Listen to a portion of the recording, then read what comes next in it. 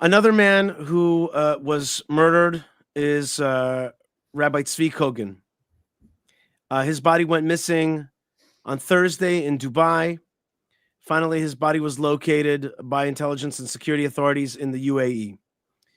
The Israeli delegation in Abu Dhabi has been in constant communication with Kogan's family. There's also some complaints about how Dubai and Abu Dhabi handled this situation. Kogan's car even got a speeding ticket on its way to Oman. Nothing was done about it. And there's some frustration about how UAE police and security services did.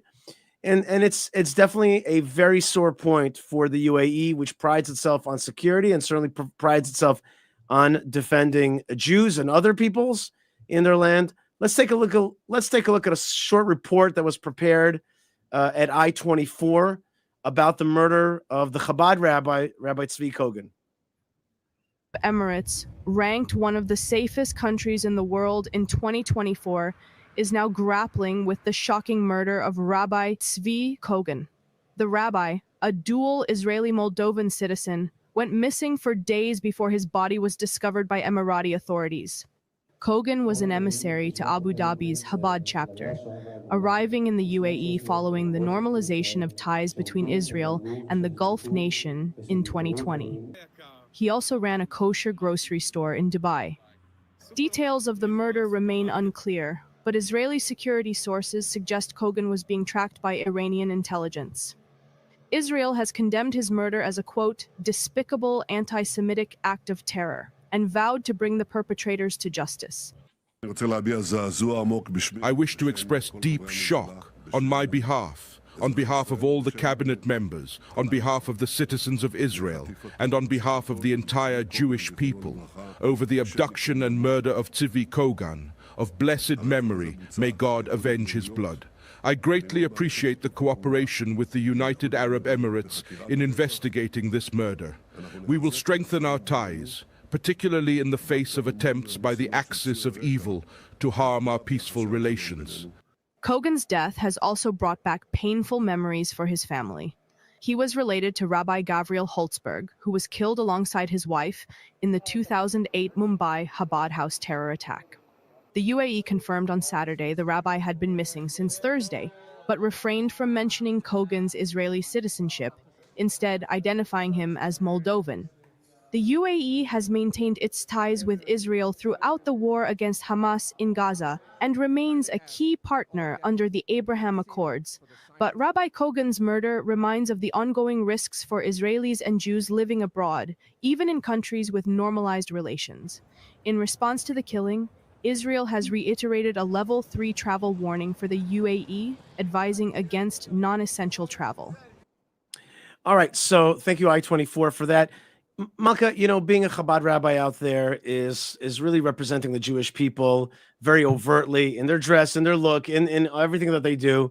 Another Chabad rabbi struck down. In a sense, it's a strike against Jews, but it's also a strike against Israel.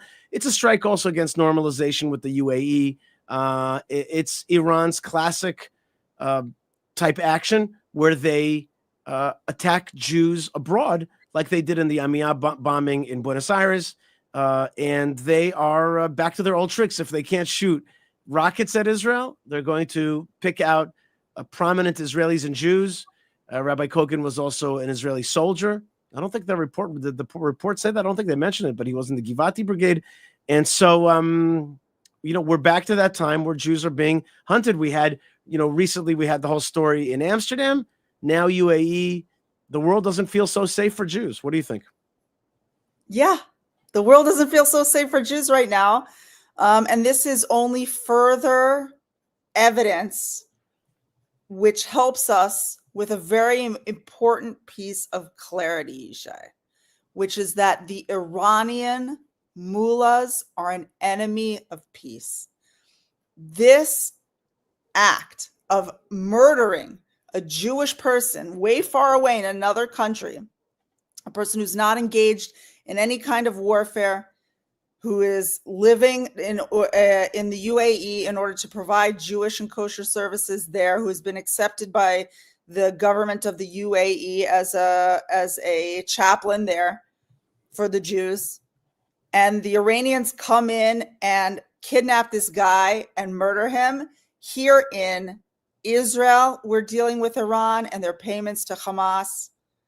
In Lebanon, they're dealing with Iran and their payments to Hezbollah.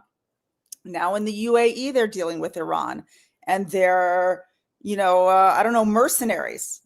So it is time for Israel to do the job that the world has refused to do for these many decades, which is to liberate Israel, liberate Gaza, liberate Lebanon, liberate Iran, and it seems to provide peace throughout the Middle East, including in places like the UAE. And I hope that this will give Israel even more impetus, even more desire to go after the head of the snake and to take it down. It will be a blessing to this entire region, certainly to the Jews, but it will be a blessing to this entire region and to the whole world.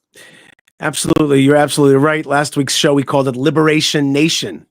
And that was my new slogan for Israel, Liberation Nation. So I agree with you 100%. And I want to show you some videos to back up exactly what you're talking about. I have 2 videos. Before I do, I just want to remind folks that you can make a super chat. Your chats are important, but your super chats are super. So join us through super chats, and I'll be so happy to read your comments on this live show right now, which is going out to the whole world through the magic of this technology. So let's super chat it up, and we have a lot to talk about.